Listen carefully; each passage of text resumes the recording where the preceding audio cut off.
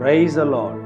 அருமையான கர்த்தருடைய பிள்ளைகளே, இந்த வேளையில் அடைக்கலம் இல்லாமல் இருக்கிறீர்களா? பலன் இல்லாமல் இருக்கிறீர்களா? ஆபத்து காலத்தில் யாரும் எனக்கு துணை இல்லைன்னு நீங்கள் நினச்சி கொண்டிருக்கிறீங்களா? கவலைப்படாதீங்க. வேதம் தெளிவாக உங்களுக்கு கற்றுக் கொடுக்கிறது. ஆபத்து காலத்தில் அவரே உங்களுக்கு அனுகூலமான துணையாக இருக்கிறாராம். உங்களுக்கு எந்த சூழ்நிலை உங்களை நேரிட்டாலும், எந்த சூழ்நிலையில நீங்க தடமாறி கொண்டிருந்தாலும் அவர் உங்க வலது பாரிசத்துல உங்களிடத்துல நிழலாய் இருக்கிறார் என்பதில் எந்த மாற்றமும் இல்லை. அப்படித்தான் ஒரு வேத வசனம் நல்ல அழகாக தெளிவாக கற்றுக் கொடுக்கிறது. வாசித்து பார்ப்போமா?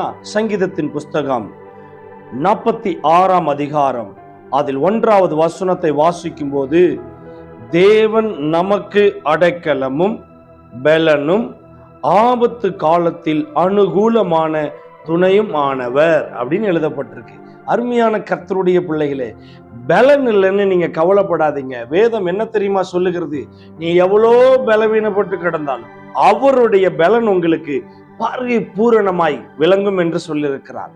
ஐயோ, எனக்கு அனுகூலமா ஒருத்தரும் இல்லையே, என்னிடத்துல துணையா ஒருவரும் இல்லையே, நான் சோர்ந்து போய் உட்கார்ந்து இருக்கிறேனே, என்னுடைய ஆத்துமா கலங்கி கொண்டிருக்கிறதே, என் குடும்பத்தை சுற்றிலும் அநேக துன்பங்கள் எழும்பி நிற்கிறதே, அநேக தடைகளை நான் பார்க்கிறேனே, எப்படி நான் இதிலிருந்து மீண்டு போவேன்? யார் எங்களை மீட்டு கொண்டு போவார்கள்?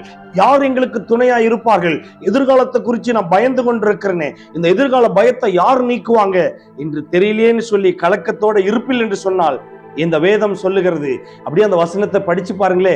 தேவனே எனக்கு, நீங்க சொல்லும் போது அவர் உங்களுக்கு தான் அனுகூலமா இருக்கிறார், அவர் உங்களுக்கு தான் துணையா இருக்கிறார், அவர் உங்களுடைய ஆபத்துல தான் அனுகூலமான துணையா இருக்கிற என்று வாக்கு கொடுக்கிறார்.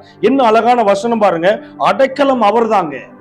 ஐயோ, எனக்கு அடைக்கலமா ஒருவரும் இல்லையே, கவலைப்படாதீங்க. உங்க பக்கத்துல, உங்க வலது பரிசத்துல அவர் வீற்றிருக்கிறார். எப்படி தெரியுமா? துணையாக, பலனாக, ஆரோக்கியமாக, நிழலாக அவர் உங்களுடைய வலது பரிசத்துல உங்களோட இருக்கிறார்.